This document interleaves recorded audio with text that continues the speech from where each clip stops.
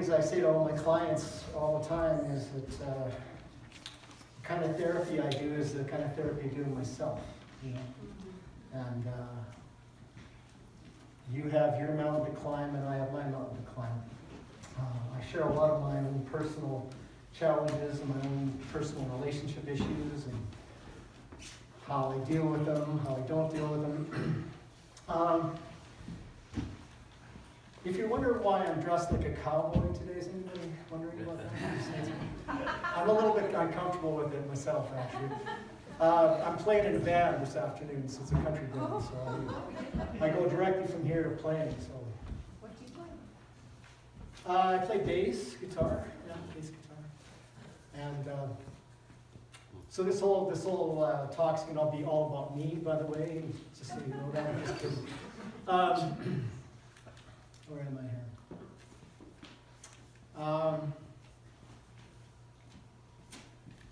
here? 70 or 75% of divorces are initiated by women. I don't know if you knew that or not. I may have talked about this last year. I looked at my talk last year, and I don't want to say the same things that I said last year. Women are much less happy in relationships than men are.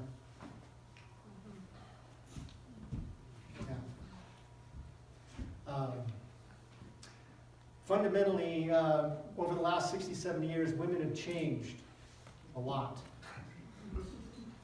And pretty much men haven't.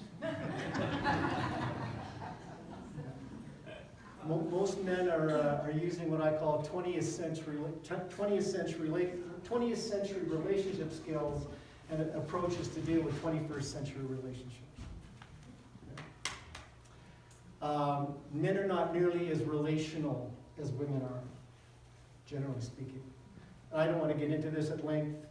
Women have much more permission to be vulnerable, to be open-hearted. Men generally grow up, even today, that you have to be tough, you have to be masculine. The masculine values are exalted, and the feminine values of sensitivity, vulnerability are devalued. Another word for that is patriarchy, that we still live in today. It's changing dramatically, so fundamentally, what I want to say is that most men today are unable to deliver the level of emotional intimacy that today's modern women require. And they used to put up with us back in the day, but they don't anymore. So the reason I say that is, I want to tell you a little about me, because my dad was an RCMP officer. Maybe I've told you this before. I grew up in a very military family. And my dad used to make us box, you know, we had to be really tough. We got the idea that we had to be better than everybody else did, all that kind of thing. And I grew up in a family where it was kind of like, I'll give you something to be sad about, that kind of dynamic, right? So when I was 13, we were living in a little town outside of Medicine Hat, and we had this little acreage, and it was in the middle of January, and I got a call from the school to come home early, and I didn't know what was going on. And so I ran across the field, I went into our yard, and I found my dad dead in a snowbank with a bag of groceries under his arm. And we carried him into the house, you know, me and some of the other neighbor men. But the truth is, when my dad died, I was relieved. I was relieved. Because I was living under tyranny with my father. And what I really learned from my dad was, and he's a good guy too, don't get me wrong, he wasn't completely a tyrant, but he was very tyrannical and very authoritarian. But what I'm really trying to say is, I have become just like my dad. When I get triggered, I get grandiose and puffed up and get kind of in this scolding dynamic with my wife.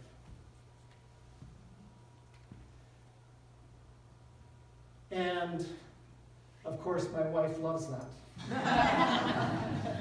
It makes her want to have sex with me right away. For years and years and years, I could never feel anything. I never had any feelings. I never had any tears, except when I got drunk, right? Back in the day when I used to drink. I don't drink anymore. I'm telling you this story is because in relationship, if I don't be mindful of that losing strategy that I have, which is to be right, to be controlling, and to be retaliatory. If I don't get a hold of that part of me, I'm not going to be able to be in a relationship. And I wasn't for many years. I went through relationship after relationship. So what I'm really getting at here is, in a long roundabout way, children learn what they live.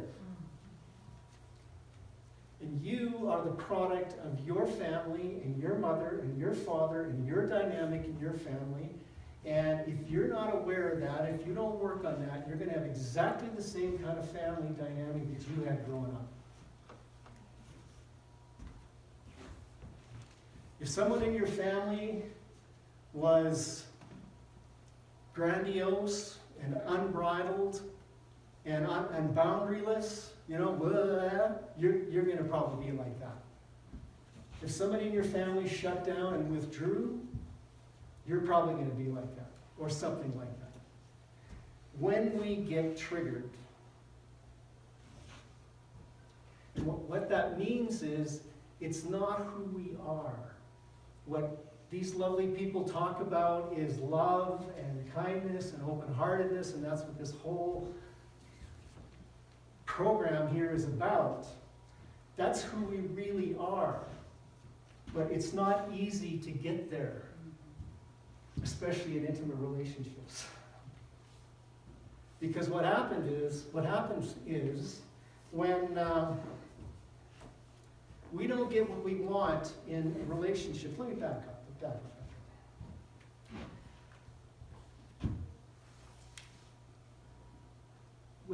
Human beings have two fundamental drives. One is to be in relationship, one is to be connected, and the other one is to be an individual and be an autonomous human being. And those drives always rub up against each other.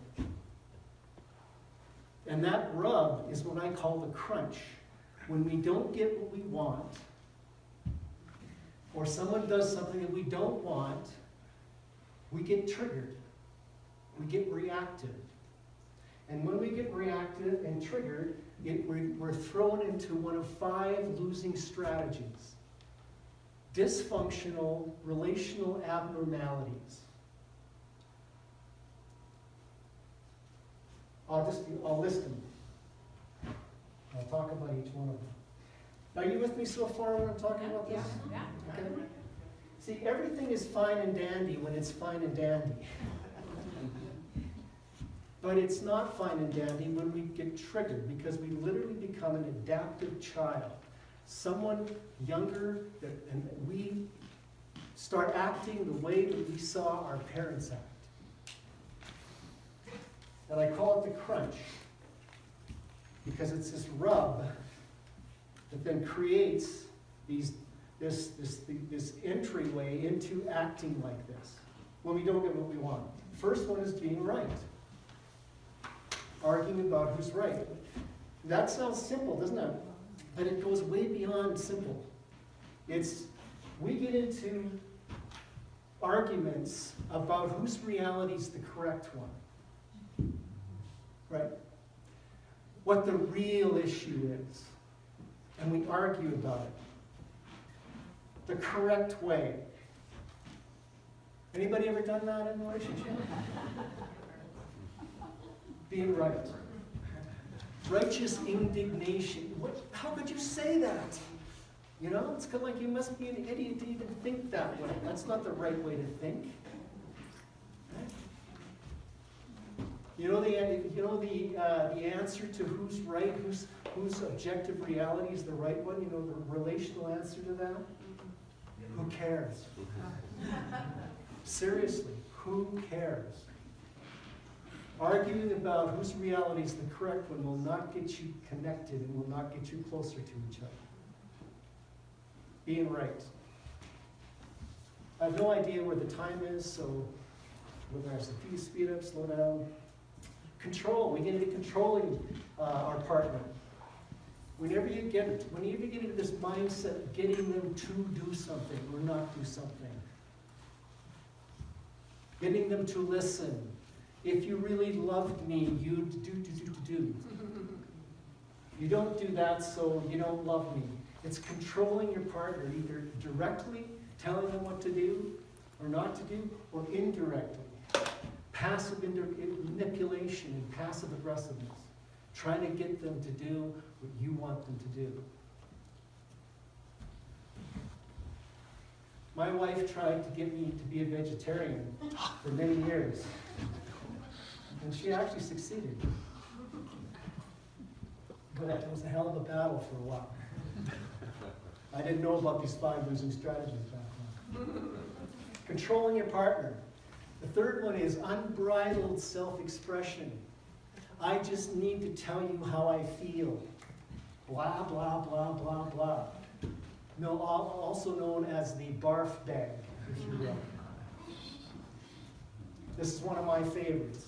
I used to be shut down because I used to be, my dad shut down, no feelings and all that.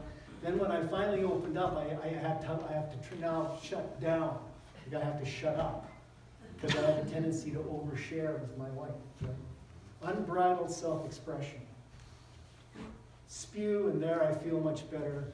You kind of lay that on your partner, right? Another word for that is boundarylessness. Not having a good containment boundary.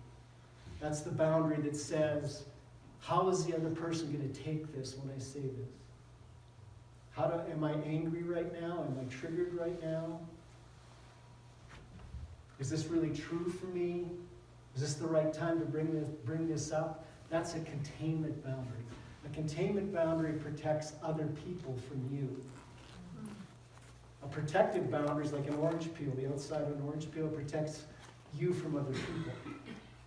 If you take the workshop, we'll talk a lot about boundaries. We'll talk more about that. So, unbridled self-expression. That one? Anybody done that? Overshare? Huh? I didn't ask. Anybody done control? Trying to get your partner to, if you'd only, okay. Retaliation.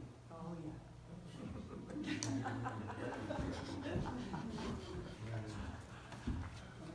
You hurt me, so I'm going to hurt you back.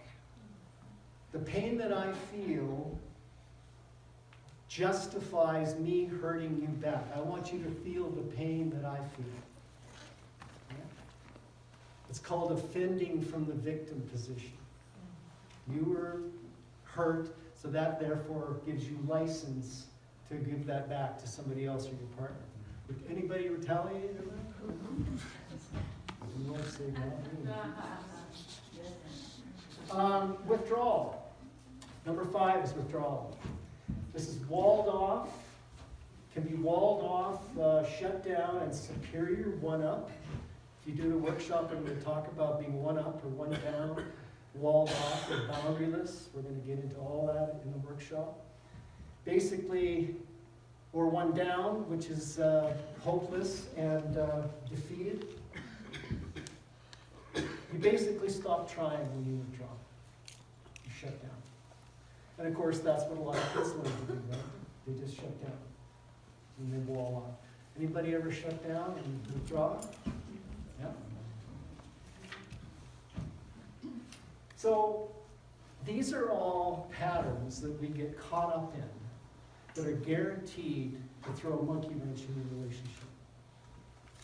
The 5 losing strategies. There's another one too, it's number 6. I call it misery stabilizers. What are misery stabilizers? Misery stabilizers are things that we turn to instead of our partner, instead of our relationship. Things like television, the internet, alcohol, food, things that we use to soothe ourselves. Those are also losing strategy. To kind of numb ourselves out. I'm talking not full addiction. I'm talking these are things we use to just turn away and not deal with our relationship. So, when we get triggered, and you've heard me talk about this before last year, when we get the whoosh, anybody remember the whoosh? It hasn't gone away, by the way. When we whoosh, that's the gateway to the losing strategies. You got that? And the losing strategies are? The ones you just told? Ones I just told you about. Yeah. Want me to repeat them for you, Bruce? This works well. Being right, retaliation, control, unbridled self-expression, and withdrawal. Yeah? Got those? I wasn't here last year. You weren't here last year. Okay, for you, you're the only one that this is a new talk. Everybody heard the same talk last year. Except I don't think I talked about this last year, did I? No, you talked about the whoosh. I talked about the whoosh, I know. I always talk about the whoosh. Because the whoosh is first consciousness. You're all here to learn how to be more aware and conscious, right? The whoosh is when we get triggered into that knee-jerk, automatic, no mindfulness, no intention, losing strategy. And we all of a sudden are no longer aware, conscious, we're not in our heart, and everything goes sideways. So really what I want to talk to you quickly about too is, we all marry our unfinished business. Or sometimes you think your worst nightmare. Right? We tend to pick people that trigger us like we were triggered when we were a kid. So my wife is one-up and boundaryless, and so am I. When I'm triggered, we're both one-up and boundaryless. You know what that means? We're fighters. If we don't get mindful, and if we don't get a hold of these patterns, right? So you marry and you're attracted to people that have some kind of composite or resonance with what you grew up with. So relationships, as you probably mostly know, are either can be a living nightmare or a platform for personal growth and development. In fact, I can't think of anything more powerful than a healthy, intimate relationship to bring up your stuff, our stuff, and for you to deal with it. It comes out more in intimate relationships than anywhere else. People tell me all the time, I get along I'm great at work, I teach communication, everybody likes me at work, all my friends like me, but my wife doesn't seem to like me. Yeah, because you're not very likable with her.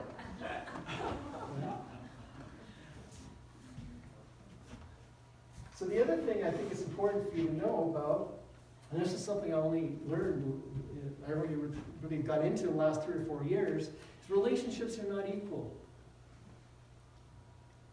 There's almost always one person that has more egregious, dysfunctional behavior than the other one. And guess which one it usually is between the man and the woman? The man. But not always. It's about 1/3, 2/3. So when I do therapy now, I'm not even handed. There's usually one person that has to be dealt with first. Then they're more blatant in terms of the losing strategies. Just a little bit of information there for you. So what we're all about here is waking up to this trance that we get caught up in these losing strategies. Yeah. We wake up from that. And the best way to do that is relational mindfulness. When you get triggered, what am I going to say? What do we do? Do you remember from last year what I said when you get triggered, when you get the whoosh? Stop. Stop. Next thing, breathe. Next thing, think. Stop, breathe, think. That is just like, that is what I call a door B. You're either going to choose door A, which is the losing strategies, or you're going to choose door B. And it's unnatural to choose door B at first. Because you want to do, it's just, the neural pathways in your brain are wired in to do those strategies. But when you start choosing door B, which is to stop, breathe, and think, I'm going to do something else, I'm going to calm myself down, and I'm going to take a time out if I need to, etc., you actually rewire your brain.